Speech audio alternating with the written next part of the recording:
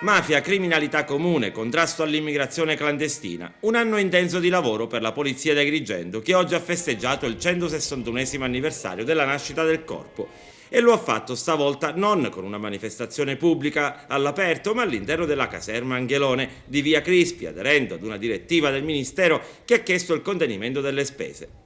È toccato al questore Giuseppe Bisogno nella sua relazione spulciare dati e cifre dell'attività svolta dal 1 maggio del 2012 al 30 aprile scorso.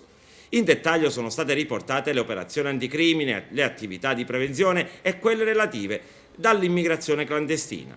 Un bilancio tutto sommato positivo. Quando il Paese vive i momenti che sta vivendo, i problemi che devono affrontare le forze dell'ordine sono maggiori.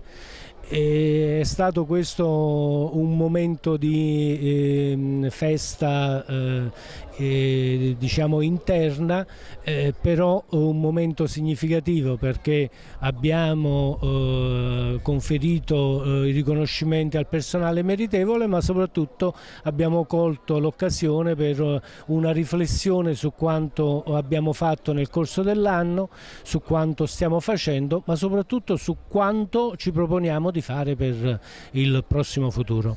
Nel corso della mattinata, alla caserma Domenico Angelone, sono stati consegnati gli attestati ai poliziotti che si sono contraddistinti in questo anno in diverse operazioni.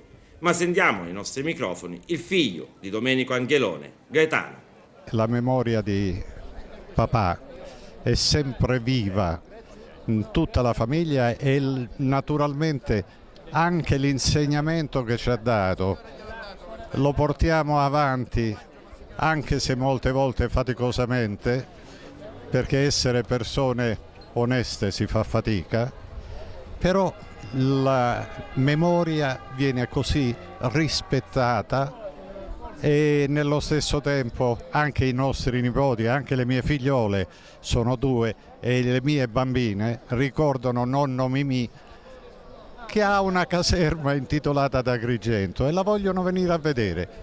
Nei prossimi anni spero di poter fare un'altra visita, magari non in occasione della festa, ma così privatamente, per mantenere sempre accesa questa fiaccola d'amore nei confronti di una persona che è stupenda.